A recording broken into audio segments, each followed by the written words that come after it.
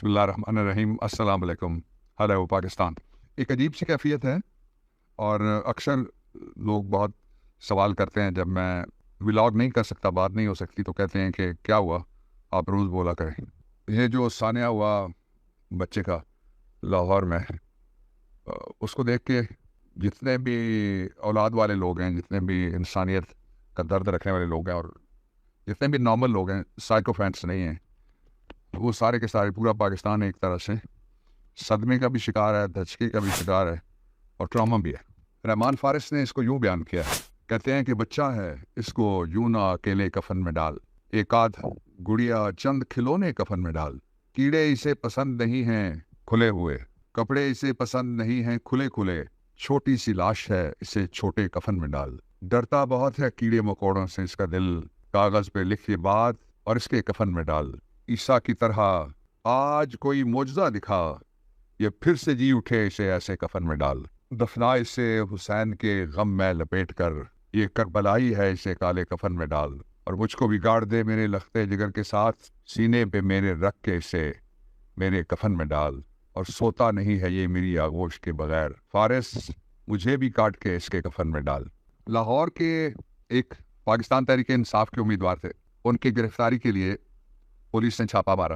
Police نے کیا کیا، وہ ایک پوری ایف آئی آر ہے، 154 سیکشن ہے جو کوڈ آف کرمنل پروسیجر کا، اس کے لیے فرسٹ انفارمیشن رپورٹ ہے وہ تفصیلی. یہ ایک انٹرویو کی صورت میں جو عباد فاروق معصوم بچے امار کے والد، ان کی اماں جی نے یہ ایف آئی آر قوم کے سامنے رکھی ہے. یہ ذرا پہلے سن لیجیے. اپنے پاپا کے ساتھ بہت اٹیچ تھا.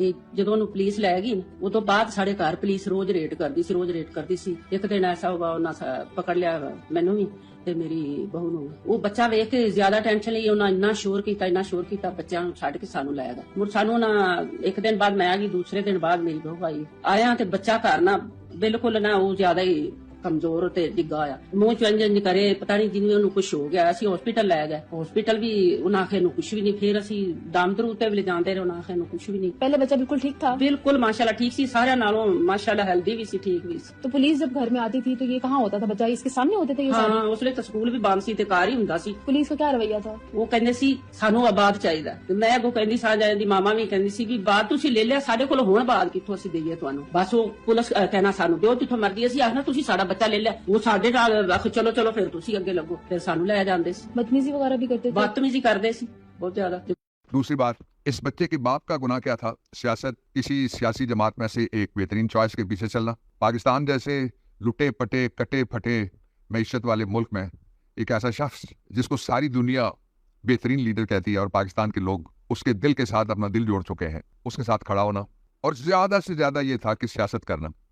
فرض کریں کہ اس کے علاوہ بھی کوئی جرم تھا تو اس کا طریقہ یہ ہے کہ گرفتار کر کے فوراً ٹرائل کورٹ میں بھیجا جاتا ہے اور قانون کو فیصلہ کرنے دیا جاتا ہے. ابھی جو آپ تفصیل سن رہے تھے اس میں کس قدر قانون کا خیال رکھا گیا، کس قدر ماں کا خیال رکھا گیا، کس قدر بیٹی کا خیال رکھا گیا. ایسی ماں جس کو خود تھانے میں رات گزارنا پڑی، جرم بے گناہی، ماں کے قدموں تلے تو جنت ہے. یہ ریاست بھی ماں کے جیسی ہے، یہ کیسی ماں ہے؟ دوسرا، آپ اندازہ لگائیے کہ عباد جیل کی سلاخوں کے پیچھے پسے دیوار زندہ ہیں اور اس کے بچے کے سامنے ماں کو اٹھا کے لے کے جاتے ہیں. اور ابھی اماں جی نے بتایا کہ ایک رات وہ تھانے میں رہے، پولیس کی کسٹڈی میں رہے، اور 2 راتیں پولیس کے پاس. نوجوان بچی، بچے کی ماں، اور کسی کی بہو، کسی کی آبرو، کسی کی عزت، کسی کا ناموس، کسی کا پردہ، کسی کی چادر. یہ ایف آئی آر بڑی شدید اور سنگین قسم کی ایف آئی آر ہے. یہ مجھے پورا یقین ہے، مجھے پورا اعتبار ہے اللہ رب العزت کے نظام انصاف کے اوپر کہ یہ درج ہو چکی ہے اللہ کے ہاں، اور یہ درج ہو چکی ہے لوگوں کے دلوں کے اوپر، اور یہ لکھی جا چکی ہے تاریخ کے اندر. لیکن تھانہ یہ ایف آئی آر نہیں کاٹے گا، اس لیے کہ خود پولیس پہ الزام ہے اس رپورٹ شدہ انٹرویو کے مطابق کہ یہ جرم ان کے ذمہ جاتا ہے. تیسری بات، آج دیکھا نہیں جاتا، سنا نہیں جاتا، پڑھا نہیں جاتا، بولا نہیں جاتا جو اس بچے کے ساتھ ہوا. وہ ہنستا کھیلتا بچہ، وہ صحت مند بچہ، وہ اسکول جاتا ہوا، اٹکیلیاں بھرتا ہوا، کلیلیں کرتا ہوا، کہے لگاتا ہوا، زندگی کی امنگ کی ترنگ پہ رقص کرتا ہوا بچہ اپنے دوستوں سے بچھڑ منو مٹی کے نیچے رکھا گیا. عام لوگ رو رہے ہیں اس کے لیے، وہ اس کے رشتہ دار نہیں، اس کو جانتے نہیں، انسانیت کے رشتے کے اوپر وہ رو رہے ہیں. کیسے ہو سکتا ہے کہ یہ آہیں، یہ سسکیاں 7 آسمان ناچی رہے؟ میں صاحب اولاد جج صاحبان سے التجا کر رہا ہوں، اس مظلوم دادی کی طرف سے، قیدی کی طرف سے، کہ خدا را معصوم عمار فاروق کے قتل کا نوٹس لیں، اعلیٰ عدلیہ کا پینل بنائیں، انسانیت سوز اور ننگے انسانیت جرم کو بے نقاب کریں، مجرموں تک پہنچا جائے۔ قوم انتظار میں ہے۔ جس قبر کے اوپر پھول رکھے ہوئے ہیں معصوم عمار کی، اس کے اندر لیٹا ہوا، مسلا ہوا، کچلا ہوا، روندا ہوا ایک پھول آپ کے انتظار میں ہے۔ اس کی جو ایویڈنس سامنے آئی ہے ایک کاشف عباسی صاحب کے انٹرویو میں، اس کی تفصیل چلی ہے۔ اس کے مطابق یہ بچہ نارمل تھا، اسکول جاتا تھا، اس کے گھر پہ چھاپا پڑا، پھر چھاپا پڑا، پھر چھاپا پڑا، پھر چھاپا پڑا، پھر چھاپا پڑا، اور پڑتے ہی چلے گئے چھاپے، اور گھر میں 2 عورتیں تھیں، ایک بچہ تھا۔ اس کا نتیجہ کیا نکلا؟ ڈاکٹر صاحب کی رپورٹ بھی کاشف عباسی نے اپنے شو میں چلائی ہے، وہ بھی دیکھ لیں۔ اس بچے کی جو امنگ سے بھرپور زندگی سے لے کے الم انگیز تڑپنے سسکنے کا جو سفر آخرت سے پہلے کا مرحلہ ہے، وہ بھی ویڈیو کی صورت میں موجود ہے۔ اس سے اگلی بات اس سال ہے کہ میڈیکل رپورٹ موجود ہے۔ خدا اس ڈاکٹر کی حفاظت کرے جس نے جرأت کر کے یہ درست رپورٹ دی ہے۔ اب تو یہی دعائیں کریں گے نا۔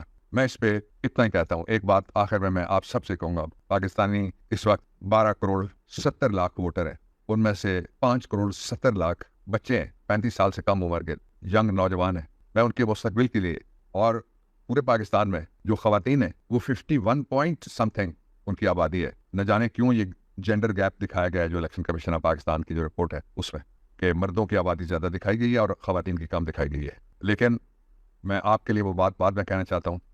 میں آخری بات اس پہ یہ کہنا چاہتا ہوں کہ جس طریقے سے جب ماتم ہوئے شریف خاندان کے، ان کو رعایتیں ملیں، وہ گھروں میں رہے، انہوں نے ویڈیوز بنائیں، لیکن عمار فاروق کا کیا قصور تھا کہ اس کے ابا کو اپنے لخت جگر کے سوئم تک اگر وہ گھر ٹھہر جاتا تو پاکستان کے نظام قانون کی کون سی ٹانگ کٹ جانی تھی، کون سی گردن ہے جو فخر سے اٹھی ہے جس نے جھک جانا تھا، اور کیا ظلم ہو جانا تھا۔ دوسرا، میں ایک ارجنٹ کال وہ آپ کے سامنے رکھنا چاہتا ہوں، تازہ ترین تفصیل ہے، وہ ہے کہ کپتان کا عمران خان کا ریلیف کیسے رکا ہوا ہے۔ یہ مائنڈ باگلنگ تفصیل ہے، حیران کن، پریشان کن، پھر حیران کن تفصیل ہے۔ آپ سارے جانتے ہیں خواتین و حضرات کے جو اسلام آباد کی عدالتیں ہیں وہ اسلام آباد ہائی کورٹ کے ماتحت ہیں۔ ان کے حوالے سے جو شکایت ہو، جو پٹیشن ہو، جو درخواست ہو، جو کیس فائل کرنا ہو، وہ اسلام آباد ہائی کورٹ میں فائل ہوتا ہے۔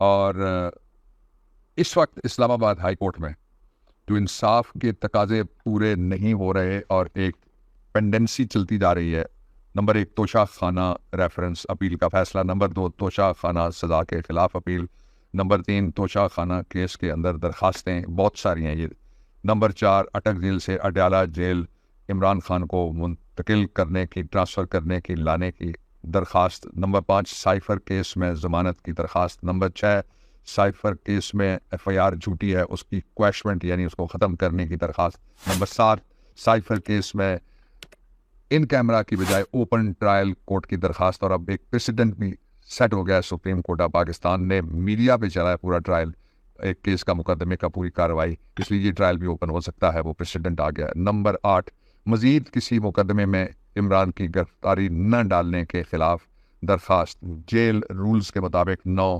ڈاکٹر اور ذاتی دوستوں سہولتوں محفوظ کھانے پینے کی جو درخواست ہے یعنی سیف فوڈ کی، وہ بھی، اور وہ اس لیے ہے ساری کا سارا کہ یہ سارے قیدیوں کو یہ دیا جاتا ہے۔ نمبر 10 تمام ضمانتیں جو اسلام آباد سے خارج ہوئی ہیں ان کے حوالے سے 9 اور درخواستیں۔ نمبر 11 عدالت کو اٹک جیل شفٹ کرنے کے نوٹیفیکیشن کو جو ایک غیر قانونی لا منسٹری نے جاری کر رکھا ہے، اس کی ڈومین ہی نہیں ہے، اس کو کالعدم قرار دینے کی درخواست۔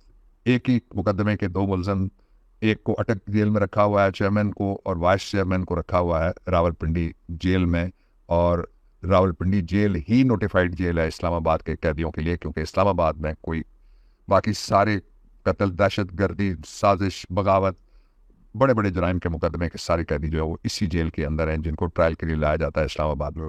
لیکن وہ جو ضمیر کا قیدی ہے، وہ جو حقیقی آزادی کے قیدی ہے، اس کو ٹرانسفر نہیں کیا جا رہا۔